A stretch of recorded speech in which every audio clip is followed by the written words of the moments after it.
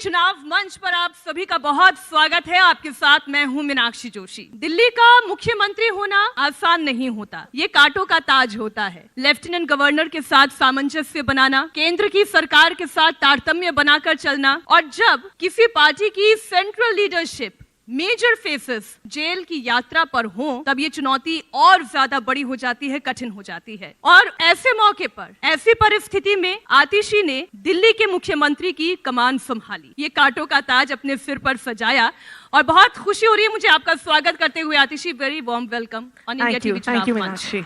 आतिशी जी, जब आखिरी मर्तबा मैं आपसे मिली थी, उस वक्त मैं आपका चुनाव कैंपेन कवर कर रही थी। मुझे याद है, कालका जी में आप आई थी कैंपेन ट्रेल पे।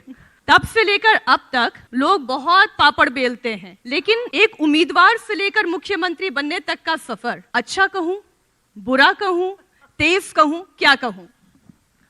देखिए, मैं तो ये कहूंगी कि ये सफर, और मैं उम्मीदवार से मुख्यमंत्री का सफर नहीं कहूंगी सिर्फ। 2013 में जब ये पार्टी बनी थी, मैं इस पार्टी में एक आम कार्यकर्ता थी। कुछ समय के लिए वॉलंटियर करने आई थी, क्योंकि तब लग रहा था कि कुछ अच्छे लोग अच्छा काम करने की कोशिश कर रहे हैं। 10-12 साल के सफर में एक आम मिडिल क्लास परिवार की लड़की, जो किसी पॉलिटिकल बैकग्राउंड से नहीं आती, किसी उद्योगपति की बेटी नहीं है, जिसका अपना कोई वोट बैंक नहीं है, पार्टी की कार्यकर्ता से विधायक बनती है, विधायक से मंत्री बनती है, मंत्री से मुख्यमंत्री बनती है। मुझे लगता है ये सिर्फ आम आदमी पार्टी में संभव था। ये अरविंद केजरीवाल जी हैं, जो हम जैसे पढ़े लिखे लोगों को राजनीति में लेके आए। वरना कौन सा पढ़ा लिखा इंसान राजनीति में आने के बारे में सोचता है? हमें तो बचपन से कहा जाता है राजनीति गंदी चीज है, राजनीति में बहुत कीचड़ होता है, राजनीति से और राजनेताओं से अच्छी दूरी बना के रखी जाए। लेकिन अरविंद केजरीवाल जी ने जब आम आदमी पार्टी बनाई, तो हम जैसे पढ़े लिखे लोगों का राजनीति में आने का रास्ता बनाया। और ना सिर्फ वो हमें राजनीति में लेकर आए, वो हमें फोर फ्रंट में राजनीति में लेके आए। आज जैसे मैं मुख्यमंत्री हूं, सौरभ भारद्वाज मंत्री हैं, राघव चड्ढा एमपी हैं, संदीप पाठक एमपी हैं, किसी और पार्टी में इतने कम उम्र के इतने पढ़े लिखे नेता नहीं होंगे। इस वक्त दिल्ली में आम आदमी पार्टी का जो गारंटी पत्र है, वो देखिए अरविंद केजरीवाल जी के 10 गारंटी का वो पत्र मेरे सामने है, और मैं बीजेपी का संकल्प पत्र भी पढ़ रही थी। दिल्ली की जनता आम आदमी पार्टी को क्यों चुने, क्यों आपको दोबारा चुने, क्यों अरविंद केजरीवाल को चुने? क्योंकि हमने दिल्ली के लोगों को काम करके दिखाया है। अगर आप ये चुनाव देखिए, तो एक तरफ आम आदमी पार्टी वाले हैं, आम आदमी पार्टी के नेताओं के आप भाषण सुनिए, हमारी प्रेस कॉन्फ्रेंसेस देखिए, तो हम बात करते हैं कि पिछले 10 साल में हमने क्या काम किया। हम बिजली की बात करते हैं, हम पानी की बात करते हैं, हम स्कूल की बात करते हैं, मोहल्ला क्लिनिक की बात करते हैं, तीर्थ यात्रा की बात करते हैं, आने वाले समय में 2100 रुपए देने की बात करते हैं, संजीवनी योजना की बात करते हैं, RWS के लिए सिक्योरिटी गार्ड्स की बात करते हैं। ये तो आम आदमी पार्टी बात करती है।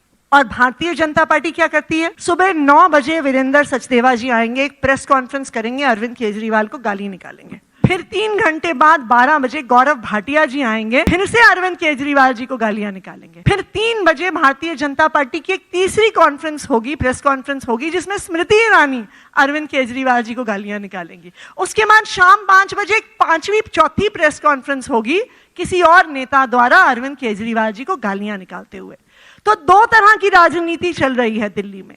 एक तरफ काम की राजनीति है और दूसरी तरफ गाली गलौज की राजनीति है।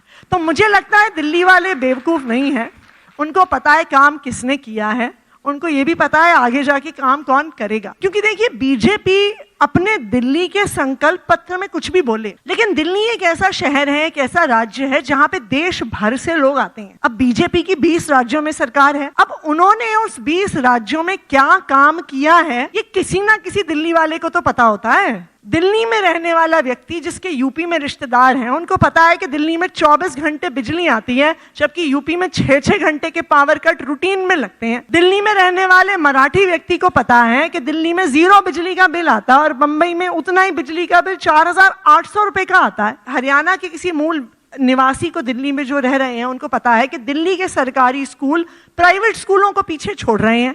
लेकिन हरियाणा के वही स्कूल टीन टप्पर में चल रहे हैं, बच्चे टाट पट्टी में पढ़ रहे हैं। तो अगर भारतीय जनता पार्टी संकल्प पत्र रखती भी है तो उस संकल्प पत्र पे कौन विश्वास करने वाला है? लोगों ने 20 राज्यों में भारतीय जनता पार्टी का काम देखा है, इसलिए उन पे विश्वास नहीं है। लेकिन आतिशी, आप भी जानती हैं कि अरविंद केजरीवाल खुद प्रेस कॉन्फ्रेंस में ये कह चुके हैं कि कुछ वादे तो हम भी पूरे नहीं कर पाए, यमुना साफ नहीं कर पाए। अभी भी कई लोग ऐसे हैं जिनके घरों में पानी आ रहा है, लेकिन क्रिस्टल क्लियर पानी जैसा पीने का मिलना चाहिए वो नहीं मिल पा रहा है। और पानी तो हमारी मूलभूत सुविधा है, ये हमारा अधिकार है। देखिए, मैं इस बात को मानती हूँ और हमने कभी अपने काम को लेके झूठ नहीं बोला है। ये सच्चाई है कि हमने वादा किया था कि हम इस टेन्योर में 24/7 वाटर सप्लाई देंगे और हमने ये भी वादा किया था कि हम यमुना को साफ करेंगे।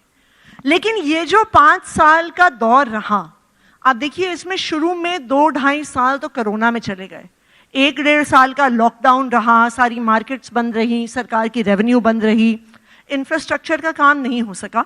और जैसे ही हम कोरोना काल से बाहर निकले तो आपने भी देखा आम आदमी पार्टी के नेताओं को किस तरह प्रताड़ित किया गया, झूठे मुकदमे लगाए गए, एक के बाद एक जेल भेजा गया। तो ये सच्चाई है कि कुछ वादे ऐसे हैं हमारे जो हम पूरे नहीं कर पाए। जहां तक 24/7 वाटर का सवाल है, इसका पायलट हमने किया है, राजेंद्र नगर विधानसभा के पांडव नगर इलाके में किया है, जहां पर 24 घंटे पानी आता है और टोटी से पानी पिया जा सकता है। तो मैं इतना कह सकती हूं कि अब हमें पता है इसको करना कैसे है, और इस बार जब दिल्ली की जनता हमें चुन के भेजेगी तो यमुना भी साफ होगी और 24 घंटे पानी भी मिलेगा। लेकिन मैं आपको एक बात और बताऊं, देखिए, लोग कहते हैं कि जी अरविंद केजरीवाल ने ये काम नहीं किया, अरविंद केजरीवाल जी ने वो काम नहीं किया। लेकिन एक बात आपको माननी पड़ेगी कि दिल्ली में अरविंद केजरीवाल जी और आम आदमी पार्टी राजनीति को काम की बात पर लेकर आ गए हैं कि ये पहला ऐसा राज्य है जहां पे चुनाव काम के मुद्दे पे लड़ा जाता है, जहां पे हर कैंडिडेट, हर पार्टी, हर नेता आके कहने की कोशिश कर रही है जी हमने काम किया है। भारतीय जनता पार्टी, जिसने दिल्ली में 10 साल कोई काम नहीं किया, लेकिन फिर भी चुनाव आने से पहले मोदी जी को लगा कि 3 कॉलेज का शिलान्यास तो कर दूं कि कम से कम जब जाके भाषण देना होगा हमारे नेताओं को कुछ तो काम गिनवा सकेंगे। तो ये तो आम आदमी पार्टी की अचीवमेंट है कि राजनीति अब दिल्ली में काम पर है। आप बात कर रही हैं काम की, भारतीय जनता पार्टी कह रही है कि काम नहीं, आम आदमी पार्टी तो दरअसल एक डिजास्टर है, वो आपको आपदा की संज्ञा दे रही हैं। एक्चुअली आपदा तो भारतीय जनता पार्टी के अंदर है, ये उनकी समस्या है। वो संज्ञा, आपदा क्या है? आपदा ये है कि वो एक पार्टी है जिसके पास बताने के लिए कोई काम नहीं है। आपदा ये है कि वो एक ऐसी पार्टी है जिसके पास कोई नैरेटिव नहीं है, कोई विजन नहीं है दिल्ली के लिए। वो एक ऐसी पार्टी है जिसके पास सीएम का चेहरा तक नहीं है। असली आपदा तो भाजपा के अंदर की लड़ाई है, जहां पर बाकी पार्टियों में तो ये झगड़ा होता है ना कि मैं सीएम का चेहरा बनूंगा, मैं सीएम का चेहरा बनूंगा, मुझे यहां से चुनाव लड़ना है, मुझे वहां से चुनाव लड़ना है। भारतीय जनता पार्टी में यह आपदा है, कोई चुनाव लड़ना नहीं चाहता है, कोई सीएम चेहरा बनना नहीं चाहता है, क्योंकि उनको लगता है उनकी बदनामी होगी। आप बताइए, दिल्ली के प्रदेश अध्यक्ष वीरेंद्र सचदेवा जी खुद चुनाव नहीं लड़ रहे हैं। क्यों? क्योंकि उनको कॉन्फिडेंस नहीं है कि आम आदमी पार्टी के खिलाफ भारतीय जनता पार्टी की सीट वो जीत भी पाएंगे, इसलिए प्रदेश अध्यक्ष तक चुनाव नहीं लड़ रहे हैं। और आपको मुख्यमंत्री की कुर्सी मिली और आप कुर्सी छोड़कर बैठ गई। देखिए, मुख्यमंत्री की जिम्मेदारियां मैंने पिछले 4 महीने से पूरी तरह निभाई है। जो भी काम, चाहे बिजली हो, पानी हो, स्कूल हो, जो एडमिनिस्ट्रेटिव काम है वो मैंने संभाला है। लेकिन सच्चाई ये है कि दिल्ली के लोग अरविंद केजरीवाल से प्यार करते हैं। सच्चाई ये है कि दिल्ली के लोगों ने देखा है कि अरविंद केजरीवाल को किस तरह से परेशान किया गया, कि एक ईमानदार आदमी को, जिसके घर में रेड पे रेड हुई, कोई कैश नहीं मिला, कोई सोना नहीं मिला, कोई प्रॉपर्टी के कागज नहीं मिले, कोई शेल कंपनी के कागज नहीं मिले, फिर भी उसको 6 महीने जेल में रखा गया। जब जेल में रखा गया, उस आदमी की इंसुलिन तक रोक दी गई, जिसने उनकी जान पे खतरा कर दिया। वो आदमी जब जेल से निकलने के बाहर इस्तीफा देता है और कहता है कि कोर्ट की जमानत, कोर्ट का फैसला मेरे लिए काफी नहीं है, मुझे दिल्ली की जनता का फैसला चाहिए। मुझे लगता है इस देश के इतिहास में किसी नेता में इतनी हिम्मत नहीं रही होगी कि वो सीएम की कुर्सी इतनी आसानी से छोड़ दे। तो देखिए, सीएम की कुर्सी पे कौन बैठेगा ये आप और मैं नहीं तय करते, ये दिल्ली के लोग तय करते हैं। और दिल्ली के लोगों ने अरविंद केजरीवाल जी को चुन के अपना मुख्यमंत्री बनाया। किसी परिस्थितिवश, और मैं कहूंगी अपनी ईमानदारीवश, उन्होंने वो कुर्सी छोड़ी। तो मेरी भी जिम्मेदारी बनती थी कि जब तक मैं मुख्यमंत्री हूं उसी आदर और उसी सम्मान के साथ, देखिए ये सिर्फ अरविंद केजरीवाल जी का सम्मान नहीं है, ये दिल्ली की जनता का सम्मान है, लोकतंत्र का सम्मान है। क्योंकि दिल्ली के लोगों के नजरिए में तो उन्होंने अरविंद केजरीवाल जी को ही मुख्यमंत्री बनाया था। ठीक है, ये बात हम मान सकते हैं, लेकिन आतिशी जी, ये जिस तरीके का पूरा चुनाव रहा, जिस तरीके का माहौल रहा, अगर वाकई में यही मंत्रणा रही पार्टी के अंदर, आज आम आदमी पार्टी ये कह रही है कि रमेश बिधूड़ी बीजेपी के सीएम कैंडिडेट हैं, कहीं ऐसा तो नहीं कि आपका चुनाव फंसा दिया है उन्होंने?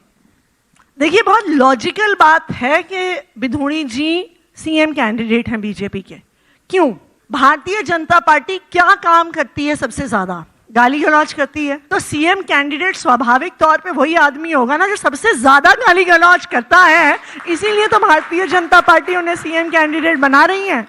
उन्होंने तो संसद में इतना गाली गलौज किया, आप और हम उस भाषा को यहाँ पे स्टेज से रिपीट नहीं कर सकते हैं। उनकी ही पार्टी ने उनका टिकट काट दिया, फिर वो कालका जी से टिकट लेके आए। पहले ही दिन से इतनी अभद्रता महिलाओं के प्रति, प्रियंका गांधी जी के प्रति, मेरे प्रति। आज आप कालका जी की सड़कों में जाइए, सब महिलाएं वहां पे एक चीज कह रही हैं, अगर ये दिल्ली की मुख्यमंत्री के साथ गाली गलौज कर सकता है, इतनी अभद्रता कर सकता है, तो एक आम महिला के साथ कैसा व्यवहार करेगा, ये कालका जी की महिलाएं जानना चाहती हैं। क्या आपने उनके खिलाफ कोई एफआईआर, कोई कंप्लेंट रजिस्टर करवाई? बिल्कुल, मैंने उनके खिलाफ कंप्लेंट भेजी हैं, कई कंप्लेंट्स भेजी हैं। देखिए, वो डे टू डे बेसिस पे वायलेशन करते हैं मॉडल कोड ऑफ कंडक्ट का।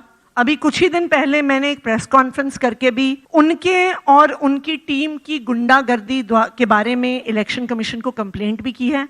रूटीन बेसिस पे मार पिटाई, गाली गलौच, धमकी देना, ये आज के दिन कालका जी विधानसभा में चल रहा है। लेकिन सबसे अच्छी बात क्या है, देखिए मीनाक्षी जी, दिल्ली के लोग बेवकूफ नहीं है। उनको पता है कि 5 तारीख को आखिर में बटन कहां दबाना है और किसको जिताकर लेकर आना है। अब कुछ पोस्टर्स की बात हो जाए, क्योंकि इस वक्त दिल्ली में दोनों ही पार्टी, आम आदमी पार्टी और बीजेपी, दोनों के बीच में एक पोस्टर वॉर चल रहा है और सारी दिल्ली की जनता बैठी हुई है, वो भी बड़े अच्छे से जानती है। बीजेपी ने एक पोस्टर जारी किया, उन्होंने कहा कि अरविंद केजरीवाल के मुफ्त के वादे तो दरअसल छलावा है। उन्होंने अरविंद केजरीवाल के हवाले से उस पोस्टर में ये कहा, मेरा थैला फुल है, जनता कितनी फूल है। भारतीय जनता, देखिए क्या होता है कि जो खुद जैसा होता है ना, वो औरों को भी वैसा ही समझता है। भारतीय जनता पार्टी को ये लगता है कि लोग फूल हैं, इसीलिए वो ऐसी बातें कर रहे हैं। आपको लगता है लोग नहीं देख रहे क्या कि अरविंद केजरीवाल अगर एक आम परिवार को 200 यूनिट बिजली फ्री दे देता है तो वो रेवड़ी हो जाती है। और जब नीरव मोदी को, अडानी जी को, सारे इन इंडस्ट्रियलिस्ट के लाखों करोड़ के लोन माफ हो जाते हैं, ये लोग भारत से फरार हो जाते हैं, वो बहुत अच्छा इन्वेस्टमेंट है देश के लिए। एक आम परिवार को अगर अच्छे स्कूल मिल जाते हैं, मोहल्ला क्लिनिक में दवाई फ्री मिल जाती है, तो वो रेवड़ी है। लेकिन लाखों करोड़ के नॉन परफॉर्मिंग एसेट्स अगर इन मोदी जी के दोस्तों के राइट ऑफ हो जाते हैं, तो वो तो जी देश के भविष्य में इन्वेस्टमेंट है।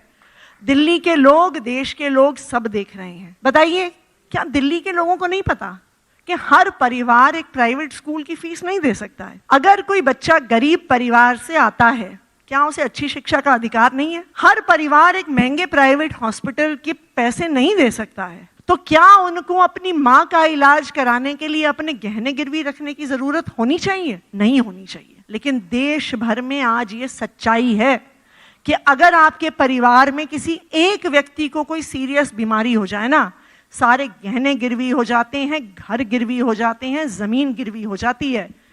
लेकिन अरविंद केजरीवाल जब फ्री में अच्छे स्कूल और अच्छे अस्पताल देते हैं तो वो रेवड़ी बांट रहे हैं। तो देखिए मीनाक्षी जी, अगर अच्छे स्कूल और अच्छे अस्पताल फ्री में देना रेवड़ी है तो हाँ जी, हम रेवड़ी बांट रहे हैं और हम रेवड़ी बांटते रहेंगे। लेकिन जिस मेडिकल फैसिलिटी और इस सिस्टम को जिसकी आप तारीफ करते नहीं थक रही हैं, कांग्रेस पार्टी के नेता अजय माकन वो कहते हैं कि चिकित्सा व्यवस्था दिल्ली में वेंटिलेटर पर है। मैं तो ये चाहूंगी उनसे पूछना, जब उनकी पार्टी सरकार में थी शायद उन्होंने कभी सरकारी अस्पतालों को अंदर से देखा नहीं था।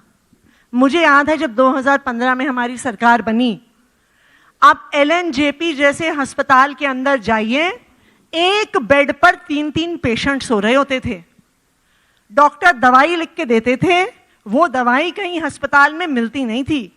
अस्पताल के बाहर प्राइवेट केमिस्ट की दुकानों की लाइन लगी हुई होती थी। जो सरकारी अस्पताल में दवा लिखी जाती थी वो सिर्फ बाहर प्राइवेट केमिस्ट पे मिलती थी। अस्पतालों में इतनी गंदगी होती थी, वहां पे आप जब जाते थे ना तो लगता था कि एक बीमारी लेकर जा रहे हैं, 10 बीमारियां वापस लेकर आ जाएंगे। आज आप दिल्ली के सरकारी अस्पतालों में जाइए, मैं खुद जून के महीने में मैं अनशन पे बैठी थी, मेरा शुगर लेवल लो हो गया था, उसके बाद मैं खुद LNJP अस्पताल में एडमिट थी। आप उस अस्पताल को देखिए, उस अस्पताल की सुविधाएं आज किसी प्राइवेट हॉस्पिटल से कम नहीं है। साफ सफाई, सारी दवाइयां, सारी टेस्ट, सारा इलाज आज दिल्ली के सरकारी अस्पतालों में मुफ्त मिलता है। मैं खुद जानती हूँ, मेरे ही एरिया में एक हमारे साथ एक महिला काम करती हैं, उनको एक बहुत अक्यूट सीवियर प्रॉब्लम हो गई थी इंटेस्टाइन्स में। दिल्ली के बड़े बड़े प्राइवेट हॉस्पिटल्स के गैस्ट्रोएंट्रोलॉजी के हेड ऑफ डिपार्टमेंट्स ने उस लड़की का इलाज करने से, ऑपरेशन करने से मना कर दिया, कहा बहुत ज्यादा कॉम्प्लिकेटेड है। उस लड़की का इलाज LNJP में हुआ, 12 घंटे सर्जरी हुई, 20 दिन वो अस्पताल में रही, 1 रुपया भी खर्च किए बिना आज वो लड़की फिर से अपनी नौकरी कर रही है, काम कर रही है। लेकिन जिन अस्पतालों की आप बात कर रही हैं, अरविंद केजरीवाल जिन अस्पतालों को ये क्रेडिट लेते हुए कहते हैं कि ये 3 अस्पताल तो हमने बनाए। अजय माकन कहते हैं कि ये अस्पताल भी कांग्रेस पार्टी के शासनकाल में उनकी नींव पड़ी, कांग्रेस पार्टी के शासनकाल में वो बनने शुरू हुए। कम से कम इतना क्रेडिट भी मत लें। देखिए, अजय माकन जी ने जितना क्रेडिट लेना है वो ले ले, हमें अजय माकन जी को क्रेडिट देने में कोई चिंता नहीं है। हमें दिल्ली के लोगों की सेवा करने की चिंता है, दिल्ली के लोगों को अच्छे हॉस्पिटल देने की चिंता है, अच्छे स्कूल देने की चिंता है। क्रेडिट जिसको लेना है वो क्रेडिट ले ले। कांग्रेस पार्टी लेना चाहती है वो ले ले, भारतीय जनता पार्टी लेना चाहती है वो ले ले।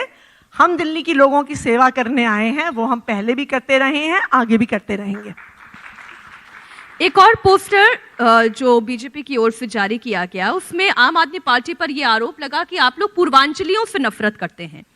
उसमें उन्होंने लिखा कि यमुना गंदी तो पूर्वांचलियों की वजह से, दिल्ली में फर्जी वोटर कौन है, यूपी बिहार वाले हैं, अस्पतालों में अव्यवस्था कौन है, क्यों कर रहे हैं, तो यूपी बिहार वालों की वजह से अस्पतालों में अव्यवस्था है। ये वो भारतीय जनता पार्टी है जिसके यही फेमस नेता रमेश बिधूड़ी जी ने अपनी ही पार्टी के पूर्वांचल के एक पदाधिकारी को सड़क पर मार मार कर भगाया था। ये वो भारतीय जनता पार्टी है, ये वो भारतीय जनता पार्टी है जिसकी आज आप 70 सीटों की लिस्ट उठा के देख लीजिए तो 4 या 5 से ज्यादा पूर्वांचली आपको उसमें मिलेंगे नहीं। ये वो भारतीय जनता पार्टी है जो आज तक कच्ची कॉलोनियों में, जहां पे पूर्वांचली भाई बहन हमारे रहते हैं, वहां पे कभी झांकने नहीं गई कि किस तरह से नरक की जिंदगी जी रहे थे वो अरविंद केजरीवाल जी की सरकार बनने से पहले। अगर पूर्वांचलियों के लिए किसी एक पार्टी ने काम किया है वो आम आदमी पार्टी है। सबसे ज्यादा टिकट, सबसे ज्यादा विधायक अगर पूर्वांचल से किसी पार्टी ने दिए हैं वो आम आदमी पार्टी ने दिए हैं। कच्ची कॉलोनियों में हजारों करोड़ का विकास जहां पे हमारे पूर्वांचली भाई बहन रहते हैं वो आम आदमी पार्टी ने किया है। छठ पूजा पूरी दिल्ली में 50-60 जगह पे होती थी 2015 में। हमारे पूर्वांचली भाइयों और बहनों के लिए अरविंद केजरीवाल जी की सरकार 1000 घाट से ज्यादा पूरी दिल्ली में बनाती है। आप किसी भी कॉलोनी में जाइए, आपके वॉकिंग डिस्टेंस पे छठ पूजा मनाने का आपको एक घाट मिल जाएगा। देखिए, आप दिल्ली के किसी पूर्वांचली से पूछिए, आम आदमी पार्टी की सरकार आने से पहले कैसे बिहारी बिहारी करके उनको ताने मारे जाते थे। अगर सम्मान का जीवन पूर्वांचली भाइयों और बहनों को किसी ने दिया है दिल्ली में, तो वो अरविंद केजरीवाल ने दिया है, उससे पहले किसी नेता ने नहीं दिया। बात वादों की हो रही है। वादों की लिस्ट में एक वादा महिलाओं से भी किया गया है, 2100 रुपए हर महिला को हर महीने दिए जाएंगे। लेकिन आम आदमी पार्टी पूछ रही है और कांग्रेस पार्टी भी पूछ रही है, ऐसा ही वादा तो आपने पंजाब में भी किया था, महिलाओं को क्या मिला? बिल्कुल मिलेगा। आप भूल रही है मीनाक्षी जी, सरकार लोग 5 साल के लिए चुन के भेजते हैं, तो इसलिए 5 साल का समय है आम आदमी पार्टी के पास अपना वादा पूरा करने का। एक एक करके पंजाब में सारे वादे पूरे हो रहे हैं। पंजाब में हमने वादा किया था कि बिजली फ्री देंगे। आज आप पंजाब में पूछिए, 80% परिवारों का इस महीने बिजली का बिल 0 आया है पंजाब में। हमने अपना वो वादा पूरा करके दिखाया है। आज आप पंजाब के सरकारी स्कूलों में जाइए तो वहां पे एक बहुत बड़ा परिवर्तन शुरू हो गया है। तो जैसे आज तक हमने हर वादा जो किया है वो पूरा किया है। पंजाब की महिलाओं को भी 1000 रुपए महीने मिलेंगे और दिल्ली की महिलाओं को भी 2100 रुपए महीने जरूर मिलेंगे। ये जब वादे किए जाते हैं तो उसमें आप लोग टाइम लिमिट भी बता दिया करिए कि पहले साल में मिलेंगे, दूसरे साल में मिलेंगे या तीसरे साल में मिलेंगे। देखिए, 5 साल के लिए लोग हमें चुन के भेजते हैं, तो मैं ये मानती हूं कि लोग तो लोकतंत्र में काफी पेशेंट होते हैं। वो किसी भी सरकार को 5 साल के काम के आधार पे जज करते हैं। लेकिन क्या है कि टीवी चैनल्स में बैठे बैठे इतनी पेशेंस कई बार नहीं मिलती है हमें भी अपनी हेडलाइंस चाहिए होती हैं, तो हो सकता है कि ऐसे सवाल बनते हैं। लेकिन पंजाब में भी जरूर 1000 रुपए मिलेंगे। जैसे आज तक आम आदमी पार्टी ने हर वादा पूरा किया है। ये 15 लाख की तरह जुमला नहीं है कि एक बार ही कह दिया और उसके बाद जुमला घोषित कर दिया। ये पैसे महिलाओं को दिल्ली में और पंजाब में जरूर मिलेंगे। एक और आरोप आप पर यह है वादा खिलाफी का। कांग्रेस ये कहती है कि दिल्ली को लंदन बनाने का वादा था, केजरीवाल जी ने अपने घर को लंदन बना दिया। देखिए, सबसे पहली बात तो वो केजरीवाल जी का घर नहीं है, वो दिल्ली का सीएम आवास है। तो इसलिए सबसे पहले तो ये एक गलत स्टेटमेंट है कि वो केजरीवाल जी का घर है। दूसरी बात, इतना झूठ कांग्रेस पार्टी और बीजेपी दिल्ली के सीएम आवास के बारे में बोलते हैं। कहते हैं जी कोई सोने का टॉयलेट है जी वहां पे, कहते हैं कोई स्विमिंग पूल है जी वहां पे, कहते हैं कोई मिनी बार है वहां पे। तो हमने भी कहा एक दिन, चलो जी मीडिया को लेके चलो। हमारे मंत्री सौरभ भारद्वाज जी और हमारे राज्यसभा सांसद संजय सिंह जी गए, मीडिया चैनल्स को लेके गए कि दिखाओ जी कहाँ पे है ये सोने का टॉयलेट, दिखाओ जी कहाँ पे है ये स्विमिंग पूल, दिखाओ जी कहाँ पे है ये मिनी बार। तो क्यों नहीं खोला बीजेपी ने दरवाजा? देखिए, झूठ बोलना बहुत आसान है, लेकिन आखिरकार सच्चाई जब लोगों को दिखानी होती है वो बहुत मुश्किल है। वहां पर छावनी बना दी सीएम आवास के बाहर, किसी को घुसने नहीं दिया। अमित शाह प्रेस कॉन्फ्रेंस कर रहे थे। उन्होंने प्रेस कॉन्फ्रेंस करते हुए कहा वही बात जो योगी आदित्यनाथ भी कह रहे थे। योगी आदित्यनाथ ये कह रहे थे कि भाई मैंने तो अपनी पूरी कैबिनेट के साथ गंगा जी में डुबकी लगा ली, क्या आप यमुना में अपनी पूरी कैबिनेट के साथ डुबकी लगा पाएंगे? और अमित शाह ये कह रहे हैं कि दिल्ली की जनता इंतजार कर रही है, अगर यमुना में डुबकी नहीं लगा सके तो कुंभ में जाकर ही डुबकी लगा ले। देखिए, मैं तो मोदी जी को चैलेंज करूंगी, उन्होंने तो हजारों करोड़ गंगा जी को साफ करने में लगा दिए, वो वाराणसी में गंगा में मुझे डुबकी लगा के दिखा दें, ये मेरा उनको चैलेंज है। हजारों करोड़ खर्च करने के बाद जितनी गंदगी, जितना सीवर का पानी, जो कालिंदी कुंज की फोटो आप देखते हैं उसे बहुत बदतर फोटो में आपको दिखा दूंगी, कई यूट्यूबर्स ने जाके दिखाई भी है। मोदी जी ने तो कहा था मैं गंगा साफ करूंगा, जाएं। बनारस से तो वो मेंबर ऑफ पार्लियामेंट भी हैं, सबसे पहले मोदी जी डुबकी लगा के दिखा दें गंगा जी में। नहीं, लेकिन देखिए, हम तो मान रहे हैं मीनाक्षी जी, हम तो उन्होंने कई बार डुबकी लगाई है, फिर तस्वीरें मीनाक्षी जी हम तो मान रहे हैं कि जो यमुना जी साफ करने का वादा था वो वादा इन 5 साल में पूरा नहीं हुआ।